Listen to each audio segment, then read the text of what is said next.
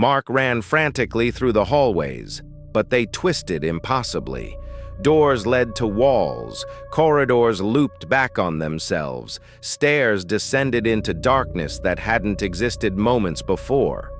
The shadows stretched, filling every space, transforming familiar paths into a labyrinth of fear. He heard whispers from every corner, laughing, mocking, guiding him toward the center. "You cannot leave!" The words reverberated, echoing, sinking into his skull. Mark's limbs ached, but he kept running, blindly, desperately, trying to find any exit. The walls themselves seemed to pulse, closing in. Shapes loomed, tall, distorted, arms reaching for him, grasping at his clothes, tugging at his skin. He stumbled, fell, scrambled back to his feet. Each breath came in ragged gasps. The house was alive, and now it had chosen him as prey.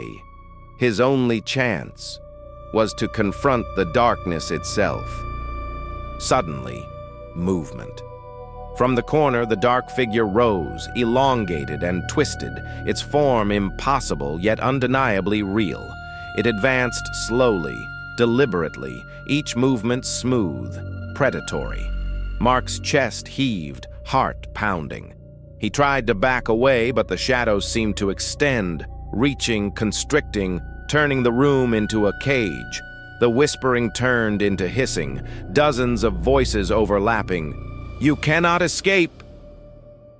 Mark felt cold hands brush against his skin, though no one was there. Panic overtook him, and he bolted, stumbling over debris. Every instinct screamed to leave, yet the exit had vanished. The figure's form loomed closer, and Mark could see glimpses of a face, featureless, black, endless void. The shadows reached for him, brushing his arms, legs, pulling him toward the center of the room. He screamed, but the sound seemed swallowed by the darkness, absorbed into the very walls of the house. He realized then that the house was not just observing, it was hunting. Desperate to understand, Mark's eyes scanned the room. On a dusty table, he noticed a journal. Its leather cover was cracked, pages yellowed with age. Symbols were scrawled across every page, some resembling letters, others shapes he had never seen before. As he flipped through the pages, the whispers seemed to respond, rising in intensity, echoing through the walls. Each symbol seemed to pulse, as if the book itself were alive, aware of his gaze. A chill ran down his spine, and he felt eyes, innumerable unseen eyes, watching his every movement. He knew instinctively that touching the book was both forbidden and inevitable. Mark began to piece together fragments of the ritual, understanding that the house required a sacrifice, a visitor to trap, to feed the darkness within its walls. The journal hinted at the fate of those who had entered before him, and it terrified him. The shadows moved again, more deliberately now. Shapes twisted into forms almost human but warped, staring at him through voids where eyes should have been. Mark realized the truth. The house was testing him. It was assessing his fear, waiting for a moment of weakness. The room shifted, and suddenly Mark's vision blurred. Memories of the house's past seemed to seep into him, like watching through the eyes of those who had come before. Decades ago, the house had belonged to a recluse, a man obsessed with summoning forces beyond comprehension. Neighbors spoke in hushed tones about the lights flickering at night, shadows moving on their own, screams echoing from empty halls. Children were warned to stay away, even the bravest men would not approach. Now, Mark understood why. Every corner of the house was imbued with ritual, with purpose. Every shadow, every creak of the floor was deliberate. The house itself was alive, shaped by the man's obsession. He glimpsed fleeting images. People entering the house, terrified, wandering into rooms that did not exist, only to disappear, leaving behind nothing but echoes. And in each vision, the same figure appeared, crouched in darkness, watching. Mark's mind reeled. Could this all be real, or was he losing his sanity? But the chill in the air, the weight pressing against his chest, the whispers all around him, they told him the answer. The house was alive, and it had chosen him. Mark's feet froze as the shadows in the room began to shift. They moved subtly at first, crawling along the walls, stretching across the floor like dark smoke. His breathing quickened, and every nerve in his body screamed to run, but his legs refused to obey. Then he heard it, a whisper, faint, distant, almost lost in the darkness. "You shouldn't be here." He spun around. Nothing, just shadows. But the whisper came again, closer this time, wrapping around him like a cold hand. "You shouldn't be here." Mark tried to speak, to call out, but no sound came. Panic rose in his chest. The shadows began to gather, twisting, forming shapes that seemed almost human. Yet the faces were distorted, with empty voids where eyes should have been. He felt himself being drawn into the room itself. The air thickened. It felt alive, pulsating with a sinister rhythm. Every instinct told him to leave, but the door he had entered through had vanished. He was trapped, alone with something ancient and hungry. A sudden movement in the corner drew his gaze. Something crouched there, shifting in the darkness. Its presence radiated menace. Mark could feel its attention, like invisible eyes drilling into his soul.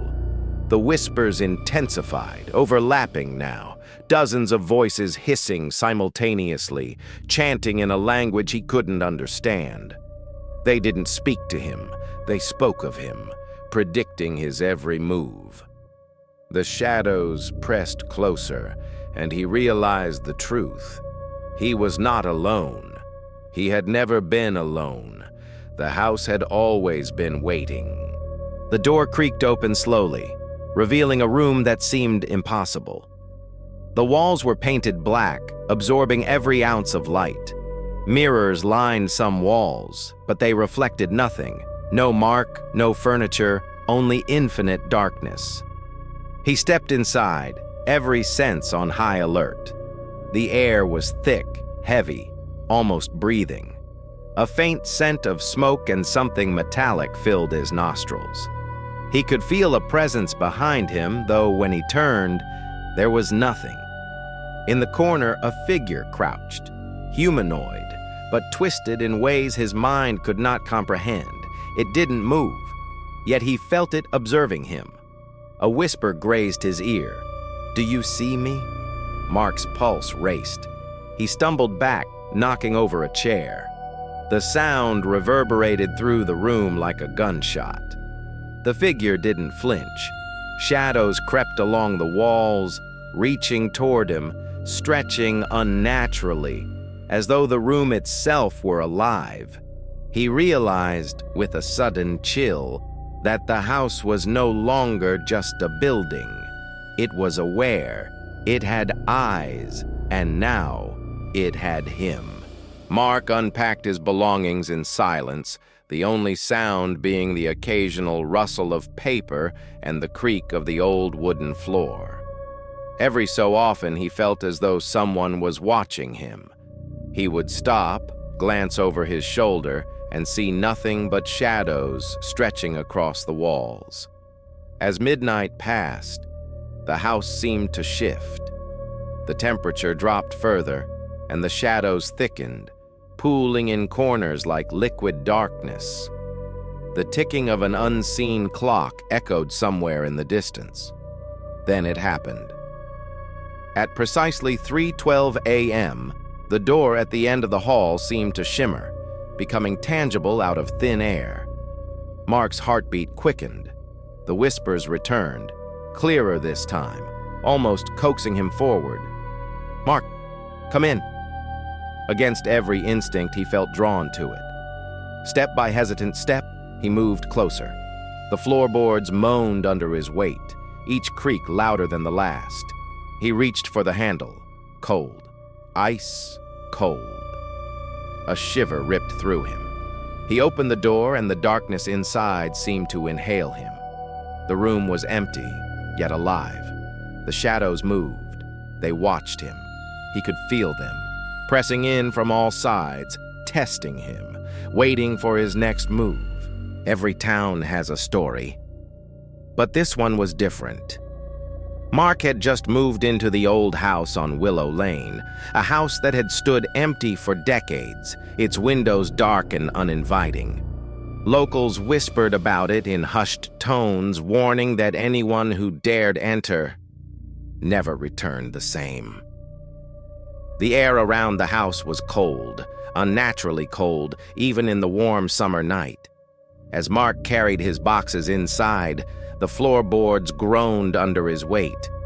He tried to ignore it, thinking it was just the house settling. But at exactly 3:12 a.m., a door appeared at the end of the hallway, one that had never been there before. Its wood was blackened, grain twisted like veins, and it seemed to absorb the dim light around it. Mark froze, a shiver running down his spine. A whisper floated in the air, almost too soft to hear. "Mark, come in." He shook his head, telling himself it was the wind. Yet the hairs on his neck stood up, and a dread he had never felt before seeped into his bones. Something in the house had noticed him, and it was waiting.